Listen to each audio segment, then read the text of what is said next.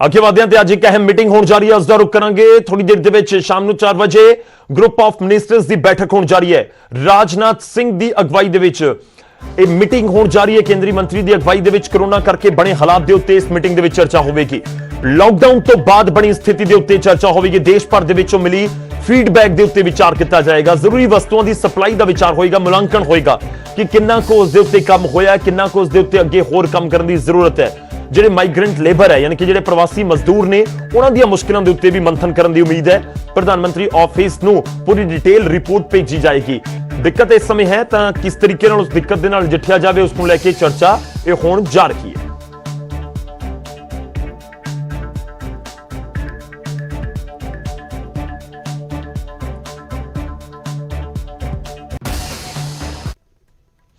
ਹੁਣ ਅੱਗੇ ਵਧਦੇ ਅਗਲੀ ਖਬਰ ਦਾ ਰੁਖ ਕਰਾਂਗੇ। ਗੱਲ ਹੋਵੇਗੀ ਹਰਿਆਣਾ ਸਰਕਾਰ ਦੀ, ਜਿਨ੍ਹਾਂ ਨੇ ਆਪਣਾ ਢਿੱਲ ਦੇਣ ਵਾਲਾ ਕਰਫਿਊ ਦੇ ਵਿੱਚ ਫੈਸਲਾ ਵਾਪਸ ਲੈ ਲਿਆ ਹੈ। ਜਿਹਾਂ ਇਹ ਸੰਕੇਤ ਨੇ ਕਿ ਸਖਤੀ ਹੋਰ ਵੀ ਹੋਏਗੀ ਤੇ 3 ਤਰੀਕ ਤੋਂ ਬਾਅਦ ਨੂੰ ਕੀ ਲਾਕਡਾਊਨ ਖੁੱਲ ਜਾਏਗਾ, ਉਸ ਨੂੰ ਲੈ ਕੇ ਵੀ ਸੰਕੇਤ ਨੇ ਕਿ ਹਾਲਾਤ ਅਜਿਹੇ ਨਹੀਂ ਕਿ ਖੋਲ ਦਿੱਤੇ ਜਾਵੇ ਸਾਰਾ ਕੁਝ। ਪਰ ਤੁਹਾਨੂੰ ਦੱਸ ਦਈਏ ਕਿ ਹਰਿਆਣਾ ਦੀ ਸਰਕਾਰ ਨੇ ਯੂ ਟਰਨ ਲਿਆ ਆਪਣੇ ਫੈਸਲੇ ਦੇ ਉੱਤੇ। ਹੁਣ ਕਿਤਾਬਾਂ, ਏਸੀ, ਪੱਖੇ ਦੀਆਂ ਦੁਕਾਨਾਂ ਨਹੀਂ ਖੁੱਲਣਗੀਆਂ। ਪਹਿਲਾਂ ਹਰਿਆਣਾ ਸਰਕਾਰ ਨੇ ਦੁਕਾਨਾਂ ਖੋਲਣ ਦਾ ਫੈਸਲਾ ਲਿਆ ਸੀ ਤੇ ਇਸ ਨੂੰ ਜ਼ਰੂਰੀ ਸੇਵਾਵਾਂ ਦੱਸਿਆ ਗਰਮੀ ਦੇ ਸੀਜ਼ਨ ਨੂੰ ਦੇਖਦੇ ਹੋਏ, ਤੇ ਦੂਜੇ ਪਾਸੇ ਬੱਚਿਆਂ ਦੇ ਜਿਹੜੀ ਪੜ੍ਹਾਈ ਦੇ ਸੀਜ਼ਨ ਨੂੰ ਦੇਖਦੇ ਹੋਏ 20 ਅਪ੍ਰੈਲ ਤੋਂ ਢਿੱਲ ਦੇਣ ਦਾ ਫੈਸਲਾ ਲਿਆ ਗਿਆ ਸੀ। ਹੁਣ ਹਰਿਆਣਾ ਸਰਕਾਰ ਨੇ ਸਖਤੀ ਰੱਖਣ ਦੇ ਹੁਕਮ ਦਿੱਤੇ ਨੇ ਕਿ ਜਿਹੜੀਆਂ ਪਹਿਲਾਂ ਸੇਵਾਵਾਂ ਸੀ ਉਹੀ ਸਿਰਫ ਜਾਰੀ ਰਹਿਣਗੀਆਂ। रुक करते हैं, मेरे सहयोगी सर जुड़ रहे हैं मनोज कुमार चंडीगढ़। तो मनोज, जानना चाहेंगे क्या कुछ आपके पास इस समय जानकारी, यू टर्न लेना पड़ा हरियाणा की सरकार को, कौन कौन सी सेवाओं को फिर से बंद कर दिया गया है? देखिए गौरव, हरियाणा सरकार का जो डिजास्टर मैनेजमेंट डिपार्टमेंट है उसने एक पत्र जारी किया है और उसमें ये कहा गया है कि 20 तारीख से जो सेवाएं शुरू की जानी थी, जो इंडस्ट्री शुरू की जानी थी, जो इकोनॉमिक एक्टिविटी शुरू की जानी थी, उनमें एसी, कूलर और जो एयर फैन है इनकी बिक्री को मंजूरी दी गई थी। उसके साथ साथ इनकी मरम्मत के लिए भी जो दुकानें हैं वो खोलने की एक प्लानिंग थी।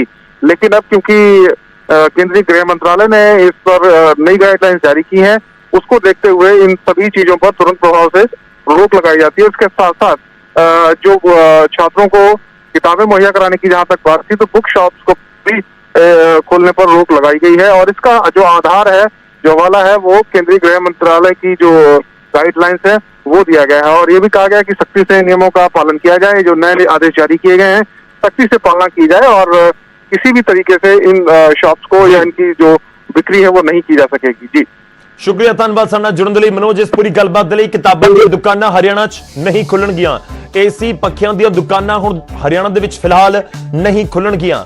मतलब साफ है कि सख्ती की जरूरत है। जिस तरीके नाल कोरोना के केस लगातार देश भर दे विचों सामने आ रहे हैं, जो मैं संकेत का जिक्र कर रहा सी कि संकेत किते ना किते जरूर ने कि जिस तरीके नाल सख्ती हो रही है तो 3 तरीक तो बाद भी तुसीं कहो कि सब कुछ आम की तरह हो जाएगा, शायद नहीं। सानू जरूर सोशल डिस्टेंसिंग का ध्यान रखना होगा। 3 तरीक तो बाद लॉकडाउन अगे वधाया जाता है या नहीं, ये पहले ही सरकारों के वालों साफ किया गया कि इस दे उत्ते फैसला लिया जाएगा। रिव्यू करने तो बाद रिव्यू होएगा, उस तो बाद ये फैसला लिया जाएगा।